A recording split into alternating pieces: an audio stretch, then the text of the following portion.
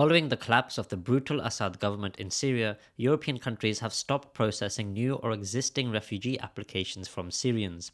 There are hopes that Syrians could return home after a 14-year civil war, but what they'll come back to is uncertain. One Syrian refugee in the UK told the BBC, "We are really worried how fast the British government and European governments are to get rid of Syrians. This is inhumane, and we don't think anyone should go home now."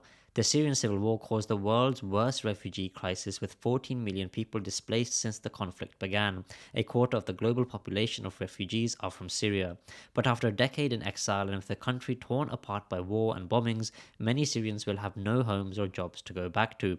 Western sanctions and years of bloody conflict have destroyed the country's economy and infrastructure. 90% of the population relies on humanitarian aid.